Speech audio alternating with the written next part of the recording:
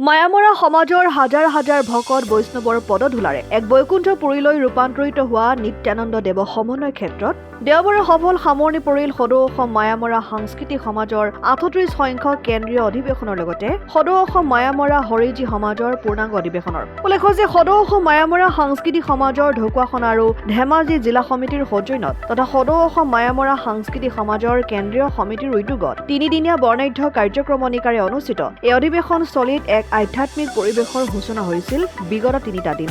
অধিৱেশনৰ অন্তিম দিনাও নিত্যানন্দ দেৱ সমন্বয় ক্ষেত্ৰত বিৰাজ কৰে এক আধ্যাত্মিক পৰিৱেশে। উক্ত মুকলি সভাত মায়ামৰা ধৰ্মৰ প্ৰচাৰ প্ৰসাৰত আত্মনিয়োগ কৰি অহা ৰাজ্যৰ বিভিন্ন সত্ৰৰ কেইবাজনো সত্ৰাধিকাৰৰ লগতে জ্যেষ্ঠ সাংবাদিক নিতুমণি শইকীয়া আৰু ঢকুৱাখনাৰ বিধায়ক নৱ কুমাৰ দলেকে ধৰি বহু বিশিষ্ট লোকে অংশগ্ৰহণ কৰে। প্ৰথমতে মই মায়ামৰা সাংস্কৃতিক সমাজৰ উদযাপন সমিতিৰ সভাপতি সম্পাদকৰ পৰা সকলো বিষয়ববীয়াক ধন্যবাদ জনাইছোঁ।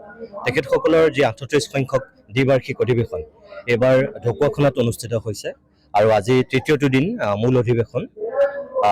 ইয়ালৈ আহি খুব ভাল লাগিল যে মহাপুৰুষ শ্ৰীমন্ত শংকৰদেৱ আৰু মাধৱদেৱৰ উত্তৰসূৰী হিচাপে যিকেইজন মহাপুৰুষে বৈষ্ণৱ সংস্কৃতিক আগুৱাই নিছিল, নৱবৈষ্ণৱ ধৰ্মৰ প্ৰচাৰৰ প্ৰসাৰত এটা সুকীয়া ভূমিকা গ্ৰহণ কৰিছিল, সেইসকলৰ ভিতৰত গোপালদেৱ আৰু অনিৰুদ্ধদেৱ অন্যতম। আৰু সেই অনিৰুদ্ধদেৱৰে যিসকল শিষ্য মোটামুটি মায়ামৰা সমাজৰ তেখেতসকলৰ এই অনুষ্ঠানটোৱে ৩৮ সংখ্যক আজি দ্বিবাৰ্ষিক অধিৱেশনখন ইয়াত আয়োজন কৰিছে। তিনিদিনীয়াকৈ অনুষ্ঠিত হোৱা অনুষ্ঠানটোৰ আজি শেষৰটো দিন। এটা বৰ্ণিল পৰিৱেশ ইয়াত বিৰাজ কৰি আছে, খুব ভাল লাগিছে। এফালেদি ধাৰ্মিক চেতনা আৰু আনফালেদি সাংস্কৃতিক এটা সুন্দৰ পৰিৱেশ, যিটো মই ভাবোঁ ঢকুৱাখনাত এনেকুৱা পৰিৱেশ পূৰ্বে বহুতবাৰ হৈছে। শংকৰ সংঘৰ অধিৱেশন হৈছে ইয়াত, আন বিভিন্ন ধৰণৰ ডাঙৰ অনুষ্ঠান হৈছে। এইটো অঞ্চলত চাগে হোৱা নাছিল।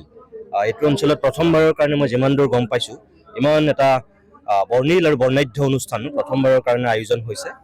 সেইকাৰণে মই মায়ামৰা সমাজক ধন্যবাদ জনাইছোঁ আৰু অনিৰুদ্ধদেৱৰ যিসকল শিষ্য প্ৰশিষ্য ইয়াৰ লগত জড়িত হৈছে তেখেতসকলকো মই ধন্যবাদ জনাইছোঁ, শুভেচ্ছা জনাইছোঁ যে আমাৰ যিটো ধাৰ্মিক চেতনা আৰু সাংস্কৃতিক সজাগতা সেইটো তেখেতসকলে সুন্দৰ ৰূপত আগবঢ়াই নিবৰ কাৰণে এটা প্ৰয়াস কৰিছে। উঠি অহা প্ৰজন্মক শিকাব বিচাৰিছে আচলতে মহাপুৰুষ গুৰুকেইজনাই আমাক যিখিনি শিকাইছিল, কেনেকৈ আমি নিজৰ আধ্যাত্মিক চেতনাটো আগুৱাই নিব লাগে, সাংস্কৃতিক পৰিকাঠামোটো কেনেকৈ আমি নিৰ্মাণ কৰিব লাগে, সেইখিনি তেওঁলোকে আচলতে ইয়াত শিকাব বিচাৰিছে, বিলাব বিচাৰিছে। তাৰ কাৰণে তেখেতসকল ধন্যবাদৰ পাত্ৰ। অসম আদিত্য, ঢকুৱাখনা। NKS হুণ্ডাইলৈ স্বাগতম। নৰ্থ ইষ্টৰ প্ৰথম GDSI 2.0 ফিচাৰ্ছ ডিলাৰ হৈছে NKS হুণ্ডাই। অত্যাধুনিক সা সুবিধাৰে তৈয়াৰী মষ্ট আপডেটেড হুণ্ডাই ডিলাৰ এতিয়া ডিব্ৰুগড়ত।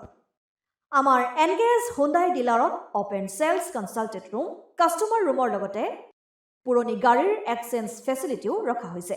ইয়াত চেলছৰ লগতে ছাৰ্ভিচ ছেক্টৰৰ সুন্দৰ সুবিধা আছে। প্ৰয়োজনীয় সকলো এডভান্স টুলছ, হুইল বেলেন্সিং, এলাইনমেণ্টৰ অত্যাধুনিক machine, post hydraulic lift, fully trained man পাৱাৰৰ লগতে nitrogen gas filling facility, fully automatic car washer ফেচিলিটিও আছে।